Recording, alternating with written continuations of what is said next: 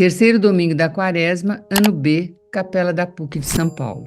Destruí esse templo e em 3 dias eu o levantarei. Evangelho segundo João.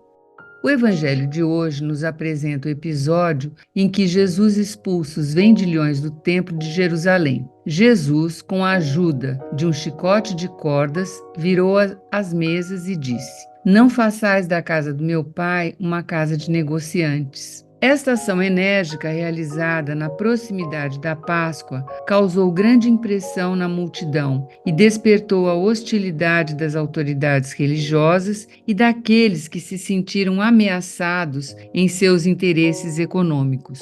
Como nós devemos interpretar este fato? Sem dúvida, não era uma ação violenta, a ponto de provocar a intervenção dos romanos que defendiam a ordem pública, mas foi entendida como uma ação típica dos profetas que muitas vezes, em nome de Deus, denunciavam abusos e excessos. A atitude de Jesus provocou as autoridades religiosas de então.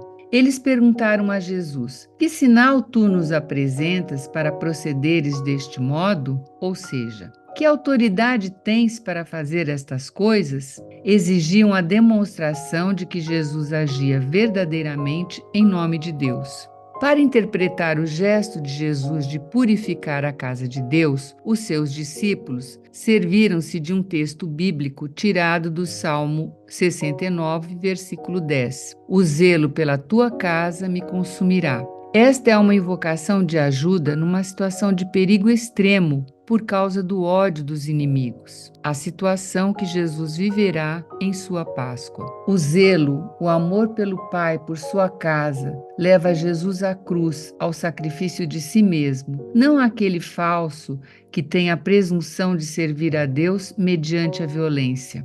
O sinal que Jesus dará, como prova de sua autoridade, será a sua morte e ressurreição. "Destruí este templo e eu voltarei a erguê-lo em 3 dias." O evangelista comenta: ele falava do templo do seu corpo.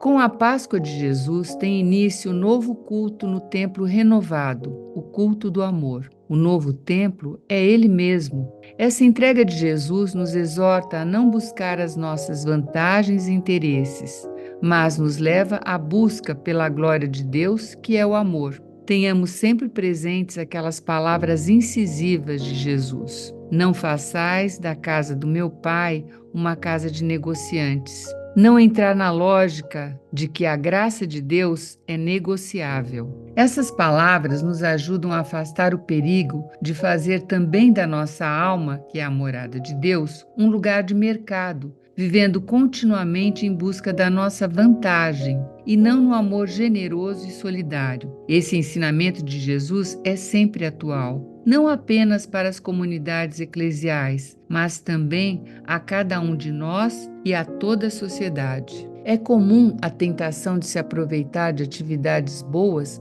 às vezes necessárias, para cultivar interesses particulares ou até ilícitos. Por isso, naquela circunstância, Jesus agiu de maneira enérgica para nos despertar deste perigo mortal. Peçamos à Virgem Maria que nos ampare no compromisso de fazer da Quaresma uma boa ocasião para reconhecer Deus como único Senhor da nossa vida. Que sua entrega zelosa nos ensine a continuar a missão de seu Filho Jesus.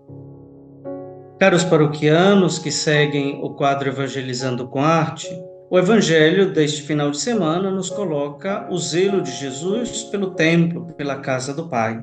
A primeira leitura nos traz os mandamentos, que nos chamam a repensar a nossa relação com Deus e com os irmãos.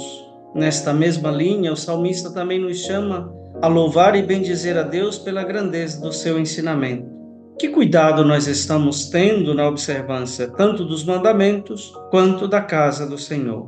Que não façamos dos seus mandamentos, como já refletimos, o momento de negociar ou de querer barganhar a graça de Deus, que é sempre gratuita. Por isso, São Paulo vai nos lembrar do paradoxo que é a cruz de Cristo, loucura para muitos, para nós o caminho da salvação. Que ao nos aprofundarmos na celebração da Quaresma, o zelo pela casa do Senhor o cuidado pela vivência dos mandamentos nos ajudem a olhar para as nossas atitudes e reconhecer sempre mais a grandeza da graça de Deus. Que o Senhor, sua bênção, a luz do seu Espírito esteja sobre cada um de nós ao longo dessa semana e que nos abençoe sempre.